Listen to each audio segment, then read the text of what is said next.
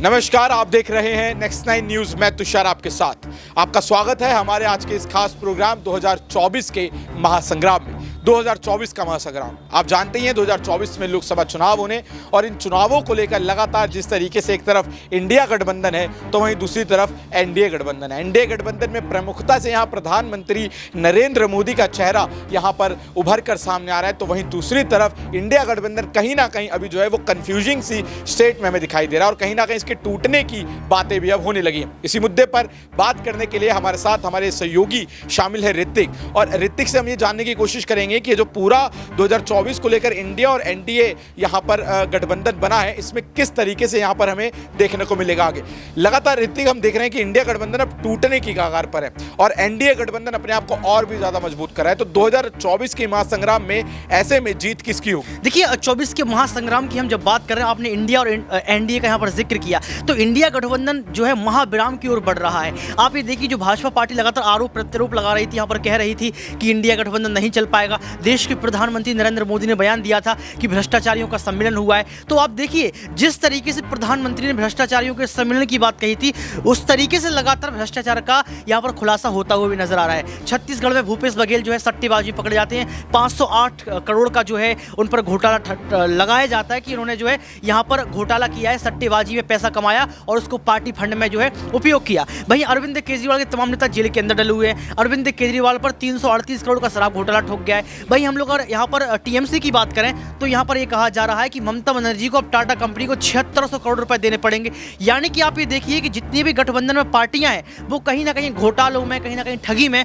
पकड़ी हुई नजर आ रही है। तो इंडिया गठबंधन का महाविराम तो एक ऐसे हो गया। अगर हम दूसरी चर्चा की बात करें यहाँ पर, तो यहाँ पर आरोप और प्रत्यारोप लगातार लग रहे हैं। नीतीश कुमार ने क्या बोला कि यहाँ पर जो है इंडिया गठबंधन में अब वो तेजी नजर नहीं आ रही, सक्रियता नजर नहीं आ रही है, इंडिया गठबंधन में जो है काम ठीक से नहीं हो रहा है। दूसरी तरफ यहाँ पर देखें तो अखिलेश यादव ने जब यहाँ पर मध्य प्रदेश में सीटों की मांग की तो उनको सीटें नहीं दी गई, जबकि गठबंधन का वो हिस्सा है। तो कहीं ना कहीं ये मुद्दा आता है कि अखिलेश यादव ने आखिर ये क्यों कह दिया कि उत्तर प्रदेश की 80 लोकसभा सीटों पर 65 पर वो लड़ने वाले हैं। वहीं हम लोग अगर बात करें तो संदीप दीक्षित ने, जो कि कांग्रेस के बड़े नेता, उन्होंने अरविंद केजरीवाल के खिलाफ जो है यहाँ पर मोर्चा खोल दिया और ये कह दिया कि अरविंद केजरीवाल जो है डरपोक और भ्रष्टाचारी नेता है। तो अब ये देखिए कि इंडिया गठबंधन में ऐसा कौन सा नेता है जिस पर आप विश्वास कर सकते हैं कि इंडिया गठबंधन आगे चलने वाला है। तो मुझे लगता है कि जितने भी आंकड़े आ रहे हैं उनसे कहीं ना कहीं यही समझ में आता है कि अब इंडिया गठबंधन का महाविराम होगा और कांग्रेस पार्टी यहां पर जो है एक तरफा चुनाव लड़ेगी। क्योंकि कांग्रेस पार्टी को लेकर यह कहा जा रहा है कि अगर 5 राज्यों के विधानसभा चुनाव में 4 राज्यों में अगर कांग्रेस पार्टी जीतती तो कांग्रेस पार्टी को ताकत मिलेगी, मजबूती मिलेगी।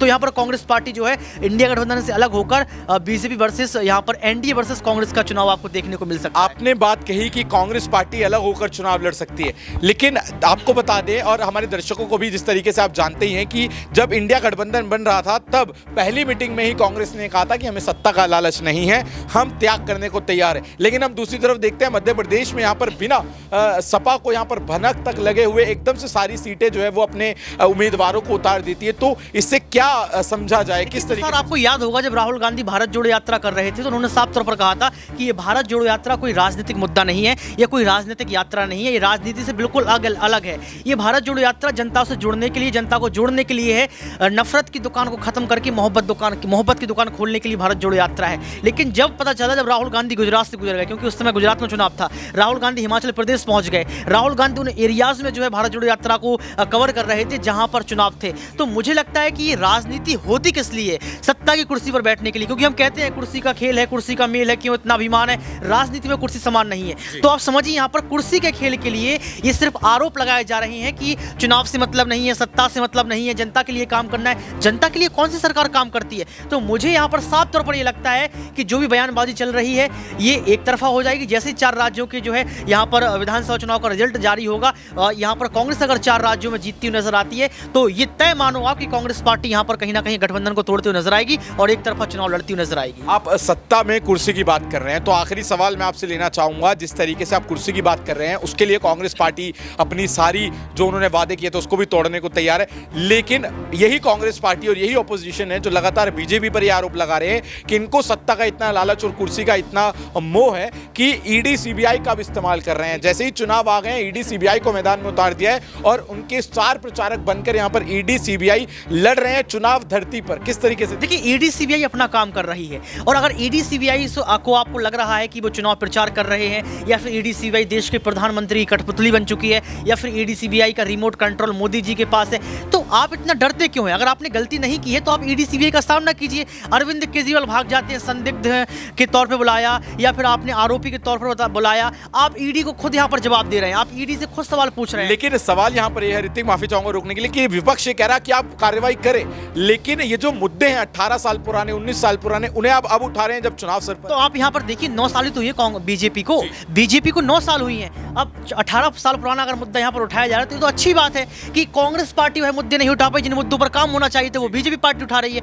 तो ये तो सिर्फ और सिर्फ गोलमाल करने के लिए है। राहुल गांधी को, कांग्रेस पार्टी को, आम आदमी पार्टी को, तृणमूल कांग्रेस को, समाजवादी पार्टी को, तमाम पार्टियों को ये सोचना चाहिए कि अगर 18 साल पुराना 20 साल पुराना मुद्दा यहाँ पर ईडी सीबीआई उठा रही है, इसका मतलब ये है कि वो मुद्दों पर काम नहीं हुआ है और 9 सालों में बीजेपी ने वो काम करके दिखा दिया है। अगर 18 साल पहले ये भूपेश बघेल पकड़े जाते, अगर यहाँ पर अरविंद केजरीवाल 10 साल पहले 12 साल पहले जिस तरीके का एक शराब घोटाला हुआ उस तरफ पकड़े जाते या फिर जो घोटाले हुए हैं वो पहले ही पकड़े जाते, तो यहाँ पर ईडी सीबीआई काम ही नहीं करती। ईडी सीबीआई को कांग्रेस के समय में काम करने का मौका ही नहीं दिया गया, ईडी सीबीआई को दबा कर रखा। जब आज ईडी सीबीआई सक्रिय हो गई है तो आप यहाँ पर आरोप लगा रहे हैं कि चुनाव नजदीक है, चुनाव के चलते जो है यहाँ पर वोट के चलते यहाँ पर ईडी अपना काम कर रही है। ऐसा नहीं है, ईडी यहाँ पर 2-2, 3-3 करोड़ के मुद्दे भी पकड़ रही है। ईडी यहाँ पर हर एक राज्य में एक्टिव है और ईडी यहाँ पर भाजपा के नेताओं तक भी पहुंचने की कोशिश कर रही है कि वहां पर कोई घोटाला हुआ है। तो मुझे लगता है कि ये सिर्फ आरोप प्रत्यारोप बंद होना चाहिए। अगर विपक्ष ने कोई गलती नहीं की है, केजरीवाल ने कोई गलती नहीं की है, भूपेश बघेल ने कोई गलती नहीं की है,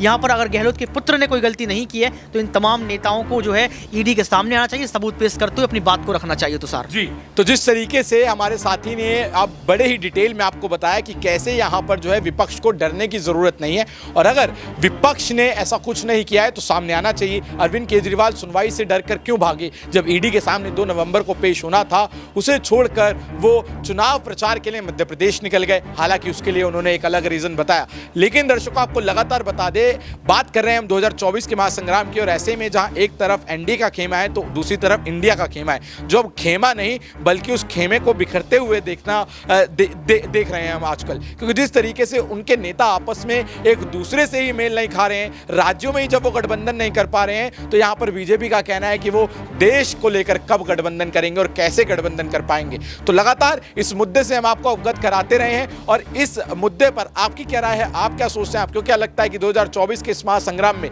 इंडिया जीतेगा या फिर एनडीए? नीचे में कमेंट सेक्शन में जरूर बताएं और जुड़े रहें, देखते रहें नेक्स्ट 9 न्यूज। आज के इस खास प्रोग्राम में महज इतना ही, धन्यवाद।